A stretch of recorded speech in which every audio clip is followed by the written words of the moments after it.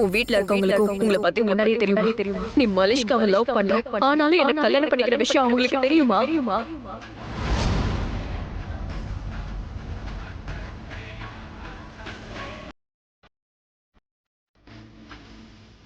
ரிஷி நில்லு.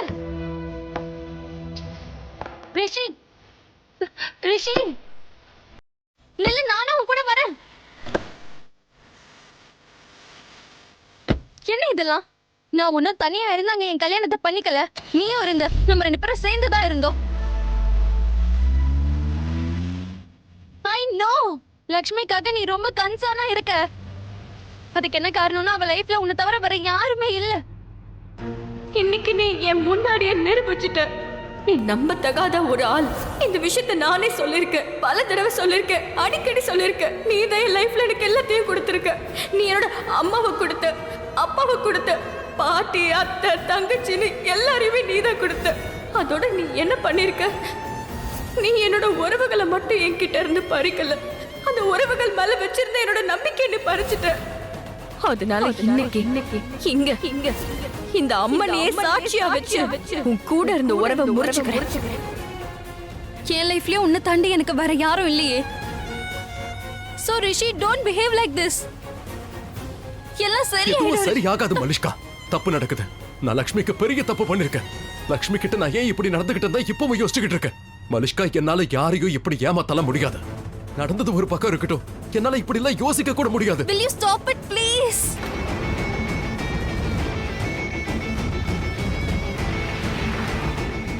Lakshmi, Lakshmi, Oh God. Lakshmi. கத்துறது முதல்ல நிப்பாட்டு ரிஷி. Stop it. அவ வீட்டுக்கு தானே போயிருப்பா, வேற எங்க போவா? அங்க போயிட்டு எல்லாத்தையும் சொல்லி அங்க நாடகம் ஆடுவா. அவளுக்கு கோழி முட்டுறதுன்னா தான் பிடிக்குமே. எல்லாரும் முன்னாடியும் நல்லவள் ஆயிடுவா. மலிஷ்கா, ஒரு வேலை அவ அப்படி பண்ணணும்னு நினைச்சிருந்தா அத அவ நேத்தே பண்ணிருப்பா. நீ எப்படி இந்த அளவுக்கு மோசமா நடந்துக்கிறதா எனக்கு இப்ப வரைக்கும் புரியல. லக்ஷ்மி இன்னைக்கு இவ்வளவு கஷ்டப்படுறானா அதுக்கு நாம 2 பேரும் தான் காரணம்.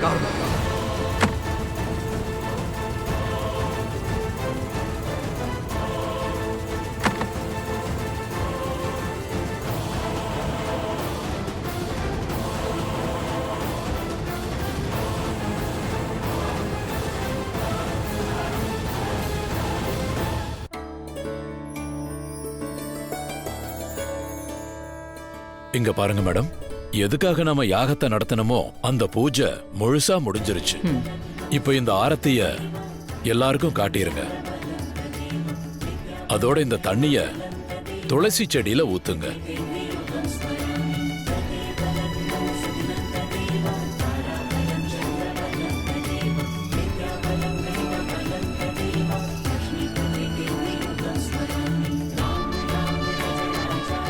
அப்ப நாங்க கிளம்புறோம்.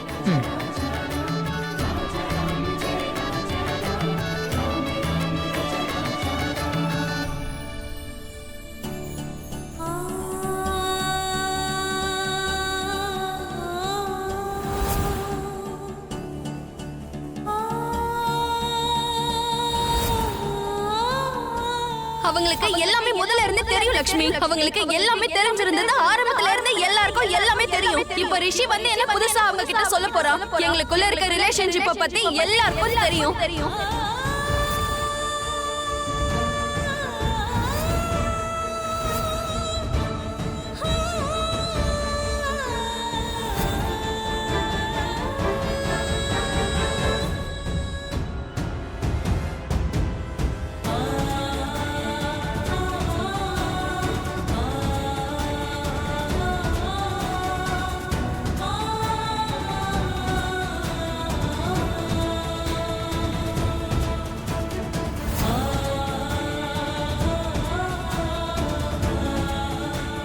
உங்க வீட்ல இருக்கிறவங்களுக்கு உங்களை பத்தி தெரியுமா?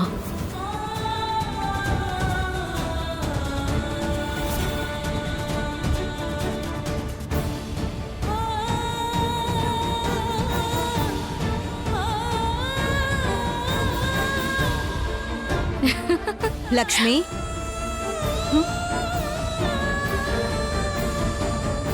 அண்ணி, அண்ணி, அண்ணி நீங்க நல்லா இருக்கீங்களா?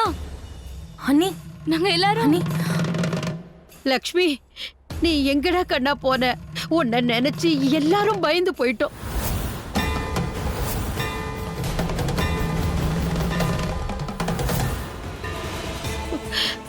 லக்ஷ்மி நேத்துல இருந்து உங்களை தான் தேடிக்கிட்டு இருந்தோம். அண்ணி உங்களுக்கு என்னாச்சோ ஏதாச்சோ பயந்துகிட்டு இருந்தோம். அண்ணி என்னாச்சு உங்களுக்கு? ரிஷி எங்க எங்க? இப்படி அண்ணி, இருக்கீங்க? இப்ப உங்களுக்கு தேடிதான் ஒண்ணும் இல்லைல்ல? வந்தா. ஏதாவது பேசு லக்ஷ்மி. அண்ணி, ஐயோ, சொல்லு. அண்ணி. லக்ஷ்மி நில்லு நில்லு.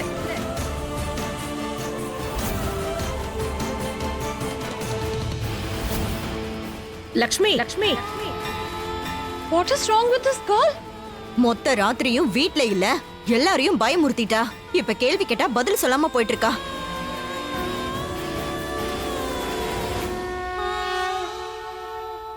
அவ எப்படி பேசுவா? அவளுக்கு அதிர்ச்சியா தானே இருக்கும். ஆயுஷ், உடனே போய் மாமாவை கூட்டிட்டு வா. ஆயுஷ்,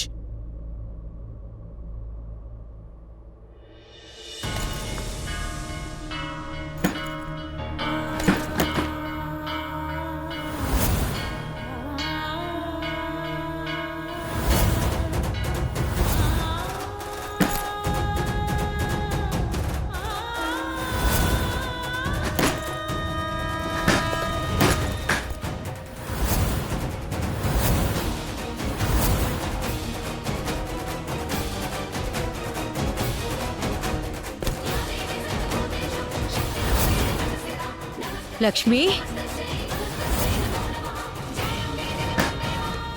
இதெல்லாம் என்ன லக்ஷ்மி? நீ எங்க போற?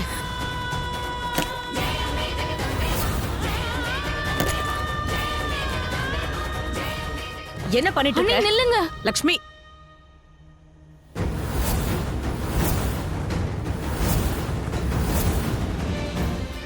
அம்மாடி லக்ஷ்மி, நீ வந்துட்டியாமா?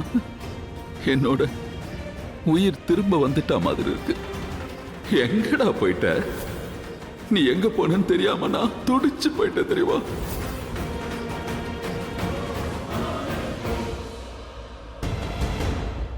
உனக்கு ஒன்னும் ஆகலையே?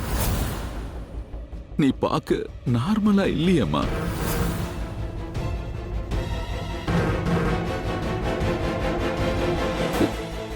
ரிஷி என்னாச்சுமா? கல்யாணம் பண்ணிக்க போனா மலிஷ்காவை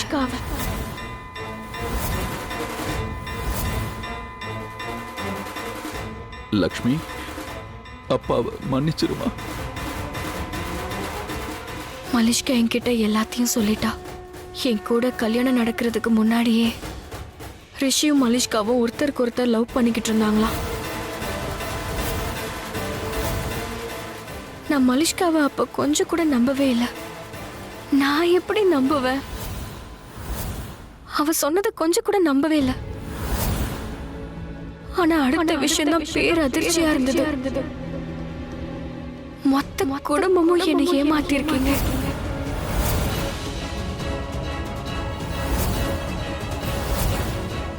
இதெல்லாம் எப்படி சாத்தியம்? எல்லாருக்குமே இந்த விஷயம் தெரிஞ்சிருக்கு. ரிஷியும் மலிஷ்காவும் ஃப்ரெண்ட்ஸ் மட்டும் கிடையாது, அவங்க லவ்வர்ஸ். எல்லா விஷயமும் தெரிஞ்சிருந்தும் எல்லாரும் என்கிட்ட மறைச்சிருக்கீங்க. இதெல்லாம் நடக்காதுன்னு தானே நான் நினைச்சேன். ஏன்னா நான் அவங்க எல்லாரையுமே நம்பினேன். கரிஷ்மா அத்தைய பத்தி ஓரளவுக்கு புரிஞ்சுக்கலாம். அதோட ஆனா தேவிகா, நீங்க ரெண்டு பேரும் என் ஷாலு பாணி மாதிரியே இருந்தீங்க. என்னுடைய சிஸ்டர்ஸ். நீங்க ரெண்டு பேரும் எதுக்காக மறைச்சீங்க? அது தப்பு தானே?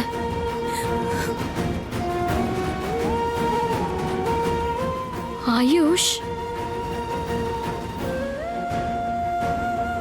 நீயுமா? நீ என்னோட மைத்துனர் மட்டும் கிடையாது,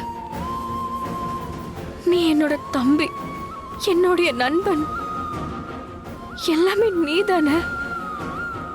ஆனா நீ என்னை ஏமாத்துவேன்னு நீ எனக்கு துரோகம் பண்ணிருக்கியா? அது லக்ஷ்மி, இப்போ என்ன பொய் சொல்ல போற?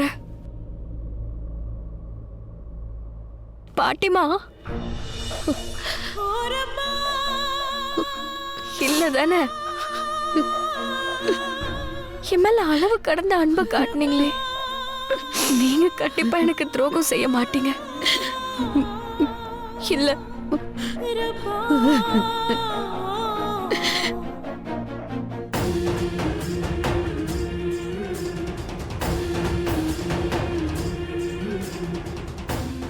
அத்தை, நீங்க எப்பயுமே என்கிட்ட சொல்லுவீங்க, எதை பண்ணாலும் கேட்டுட்டு பண்ணுன்னு சொல்லுவீங்க. உங்ககிட்ட சொல்லணும், அதுக்கப்புறம் வேலையை செய்யணும். ஏன்னா உங்களுக்கு எந்த விஷயத்திலயும் எந்த குறையும் இருக்கக்கூடாது. ஆனா அப்போ நீங்க ஒவ்வொரு விஷயத்தையும் யோசிச்சு சரியா எல்லா காரியத்தையும் பண்றீங்களே, எந்த தப்பும் நடக்க கூடாதுன்னு தானே இப்படி எல்லாம் பண்றீங்க. அப்போ என்கிட்ட எதுக்காக போய் சொன்னீங்க? ஏன் நீங்க என்கிட்ட மலிஷ்காவை பத்தி ஒரே ஒரு விஷயம் தான் சொன்னீங்க. அவ கரிஷ்மா அத்தையோட நாத்தனாருடைய ஃப்ரெண்டோட பொண்ணு. ஆனா நீங்க சொன்னதை நான் நம்பாம இருக்கலையே. அவ்வளவு இருந்தோம் நான் ரிஷிக்கு மனைவியா வந்தேன். அவனை அந்த அம்மனோட காலடி கிட்ட நான் கொண்டு போனேன். அவனோட கைய சாமியோட கால்ல வச்சு நான் அவன்கிட்ட கேட்டேன், இதெல்லாம் உண்மையான்னு கேட்டேன். மொத்த குடும்பத்துக்கும் தெரியுமான்னு கேட்டேன்.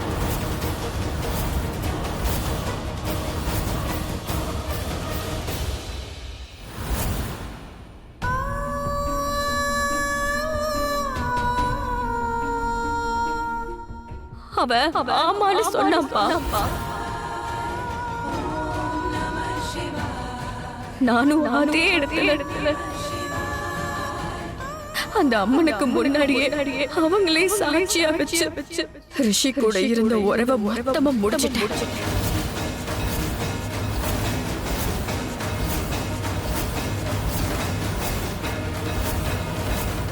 துர்கா தேவி முன்னாடி நின்று ரிஷி கூட இருந்த உறவை நான் மொத்தமா முறிச்சிட்டேன்ப்பா. ஆனா உங்க எல்லாருடைய உறவை நான் எப்படி முறிக்க, உங்ககிட்ட இருந்து எப்படி விலகி போக?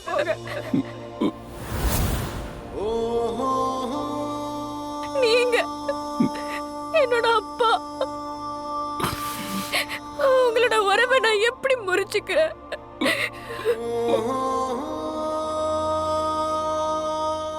நீங்க என் மேல பாசம் வச்சிருக்கீங்கன்னு எனக்கு தெரியும். பாசம் வச்சிருக்கீங்க.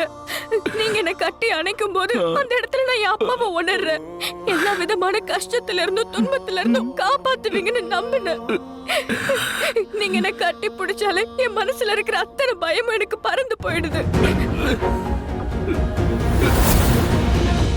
நீங்க எப்பெல்லாம் என்ன கூப்பிடுறீங்களோ, டேய் லக்ஷ்மின்னு என்ன கூப்பிடுவீங்க.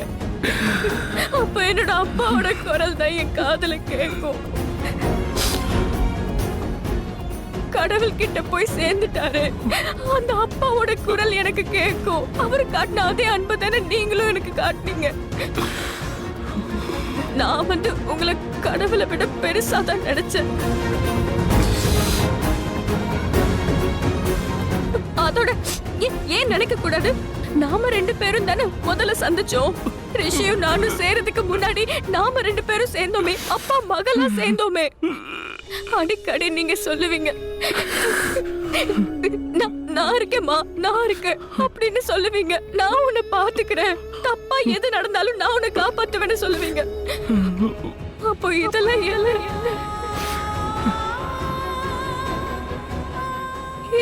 இதெல்லாம் என்னது? இதெல்லாம் எப்படி ஆச்சு? இது எப்படி நடக்க விட்டீங்க? இது எப்படி பண்ணீங்க? நடக்க விட்டீங்க? ஏன் கூட இருந்து எப்படி இதெல்லாம் பண்ணீங்க?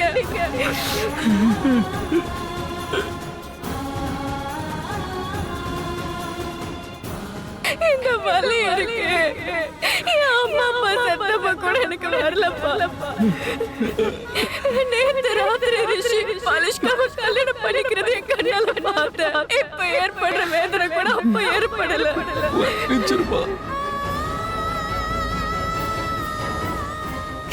நேத்து ராத்திரி அதை பார்த்தப்போ இதை விட பெரிய வேதனை எதுவும் இருக்காதுன்னு தான் நினைச்சேன். ஆனா இங்க வந்தா அதுக்கும் மேல இருக்கு. நீங்களே சொல்லுங்க, நான் இப்போ என்ன செய்ய? நான் என்ன செய்ய? என்னால அழாதம்மா. சொன்னா கேளுமா. அப்பா அப்பா ப்ளீஸ் தயவு செஞ்சு நீங்க சொல்லிடுங்க. உங்களுக்கு எதுவுமே தெரியாதுன்னு சொல்லிடுங்க. இந்த விஷயம்ல எதுவுமே எனக்கு தெரியாதுன்னு நீங்க சொல்லுங்களேன்.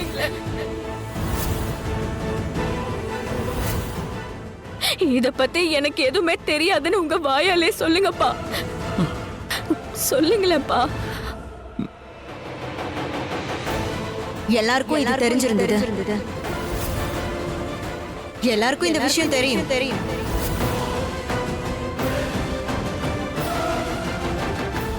அதனால நீ இமோஷனலா டார்ச்சர் பண்ணாத, ஓகே? இல்ல இல்ல உங்களுக்கு கண்டிப்பா தெரிஞ்சிருக்காது இல்லையா? எனக்கு தெரியும் என் அப்பா என்ன ஏமாத்த மாட்டாரு. உங்களுக்கு இந்த விஷயம் தெரியாதுலப்பா. பேசுங்க, உங்களுக்கு இது தெரியாதுல. நீங்க வாயை திறந்து சொல்லுங்க. நீங்க என்ன சொன்னாலும் நான் நம்புறேன். ஆனா ஏதாவது பேசுங்க. நீங்க என்கிட்ட பேசுங்க.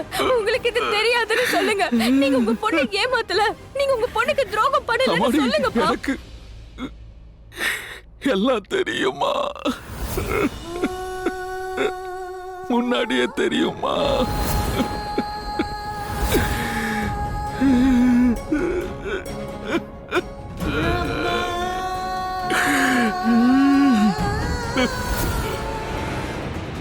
அம்மாடி லக்ஷ்மி, இங்க பாரு, நான் சொல்றத கேளு. நடந்த எல்லாமே தப்பாதாம்மா நடந்திருக்கு. அது எல்லாமே முடிஞ்சு போனதுமா. ஆனா இப்போ எல்லாத்தையும் நான் சரி பண்றேமா. உன் அப்பாவை நம்புமா, நான் சரி உடைஞ்சு போன இதயத்தை இப்படி ஒட்ட போறீங்க.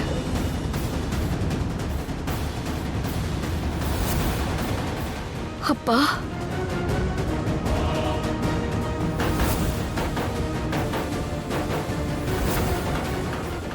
எல்லாம் முடிஞ்சிருச்சு. ஒரே ஒரு போய் எல்லாத்தையும் எனக்கு கொடுத்திருந்தது. ஆனா இப்போ ஒரே ஒரு உண்மை லக்ஷ்மி. அபாகிய லக்ஷ்மி ஆக்கிடுச்சு. இப்போ லக்ஷ்மியும் போக போறா. இல்லம்மா,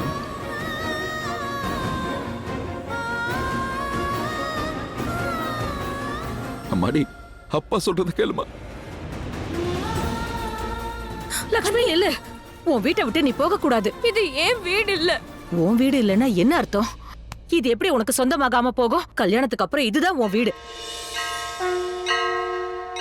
என் மகனோட மனைவி நீ, இந்த வீட்டோட மருமக. நாங்களா உன் வீட்டை தேடி வந்து எங்க பையனுக்கு உன்னை கல்யாணம் பண்ணி வச்சிருக்கோம்னா அதுக்கு பின்னாடி காரணம் இருக்கு. ரிஷிக்காக தான் உன்னை கல்யாணம் பண்ணி வச்சோம். ரிஷி கூட கண்டிப்பா நீ வாழ்ந்துதான் ஆகணும். உங்க ரெண்டு பேரோட ஜாதகம் மட்டும்தான் உன்னோட ஒண்ணு பொருத்தமா இருக்கு. பண்டிதரும் என்ன சொன்னாரு? ரிஷிக்கும் மலிஷ்காவுக்கும் கல்யாணம் பண்ணி வச்சாரு. அவரும் ஒரு பண்டிதர் தானே. இதுக்கு என்ன பதில் சொல்ல போறீங்க? எனக்கு இப்போ யார் மேலயும் நம்பிக்கை கிடையாது. உறவுங்கிறது ஒருத்தர் கூட சேர்த்து வைக்கிறதால மட்டும் உருவாகாது. ஒருத்தரால மட்டும் உறவு உருவாகாதுதான். ஆனா ஒருத்தனால மட்டும் உறவை முறிக்கவும் முடியாது. ரிஷி அந்த உறவுல இருந்து இப்பவோ விலகிட்டான். நான் அந்த உறவுக்கு இப்போ முடிவு கட்டியிருக்கேன். ஆனா இது முதல்லயே முடிஞ்சு போன உறவு. லக்ஷ்மி இந்த மாதிரி வீட்டை விட்டு நீ போக கூடாது. நீ இங்கதான் இருக்கணும். என்னங்க இங்கே நின்னுட்டு இருக்கீங்க? அவளை தடுத்து நிறுத்துங்க. லக்ஷ்மி போகாத. தயவு செஞ்சு இந்த வீட்டை விட்டு போகாத. இது ஓ வீடு, நீ இங்கதான் இருக்கணும்.